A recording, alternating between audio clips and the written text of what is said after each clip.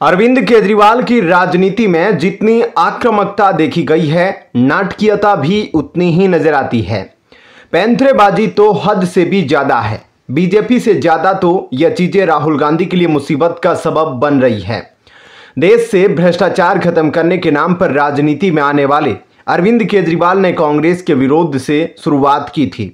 शीला दीक्षित को शिकस्त देकर कांग्रेस को दिल्ली से ऐसा उखाड़ फेंका कि खाता खोलना तक मुश्किल हो गया है, चाहे वो विधानसभा हो चाहे लोकसभा चुनाव।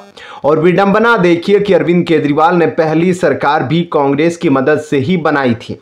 शीला दीक्षित के होते 2019 में तो कांग्रेस के साथ समझौता नहीं हो सका, लेकिन 2024 में दिल्ली में आम आदमी पार्टी और कांग्रेस ने चुनावी गठबंधन कर ही लिया। लेकिन लोकसभा चुनाव के नतीजे आने के कुछ ही दिन बाद अरविंद केजरीवाल के साथियों ने कांग्रेस के साथ दिल्ली विधानसभा चुनाव में गठबंधन न करने की घोषणा कर दी। फिर भी राहुल गांधी चाहते थे कि हरियाणा में दोनों मिलकर बीजेपी के खिलाफ चुनाव लड़े। एक बारगी आप नेता संजय सिंह ने तो राहुल गांधी के प्रस्ताव का स्वागत भी किया था, लेकिन फिर आम आदमी पार्टी हरियाणा में अकेले चुनाव लड़ने की घोषणा करने लगी और अब तो हरियाणा की सभी सीटों पर अकेले ही चुनाव लड़ रही है। हरियाणा में बीजेपी की सरकार है, लेकिन कांग्रेस भी मजबूत स्थिति में मानी जा रही है। कांग्रेस का चुनावी प्रदर्शन तो 2019 में भी अच्छा ही रहा। लोकसभा चुनाव में भी दोनों को बराबर सीटें मिली थी, लेकिन ताजा मुश्किल यह है कि अरविंद केजरीवाल जेल से बाहर आ गए हैं और अब हरियाणा में कैंपेन शुरू करने जा रहे हैं। जिस तरह से बीजेपी और कांग्रेस में कड़ा मुकाबला हो रहा है, आम आदमी पार्टी की भूमिका तो दोनों के लिए नुकसानदेह है। देखना है ज्यादा नुकसान किसका होता है।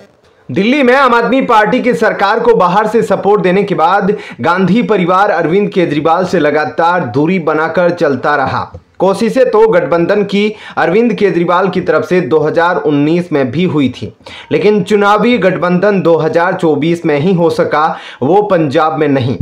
तब कांग्रेस ने हरियाणा और गुजरात में एक एक लोकसभा सीट आम आदमी पार्टी के लिए छोड़ी थी, लेकिन अब तो हरियाणा के साथ साथ दिल्ली में भी अरविंद केजरीवाल कांग्रेस से भिड़ने की तैयारी कर चुके हैं।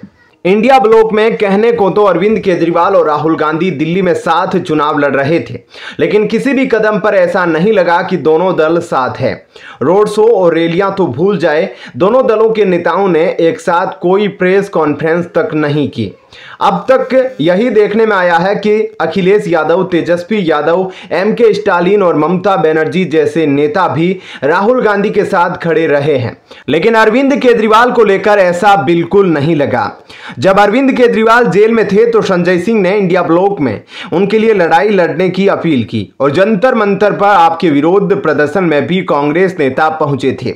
लेकिन जेल से निकलते ही अरविंद केजरीवाल ने जो पैंतरा दिखाया है, ऐसा लगता है कि बीजेपी की तरह वो कांग्रेस के खिलाफ भी अपने मिशन में जुट गए हैं। लोकसभा चुनाव के बाद राहुल गांधी पहले के मुकाबले थोड़ा ताकतवर बनकर उभरे, लेकिन अब उनको समझ लेना चाहिए कि अरविंद केजरीवाल के निशाने पर बीजेपी से पहले वो ही है। फिलहाल के लिए इस खबर में इतना ही। आगे की अपडेट के लिए बने रहिए लाइव टीवी न्यूज के साथ। धन्यवाद। जय हिंद।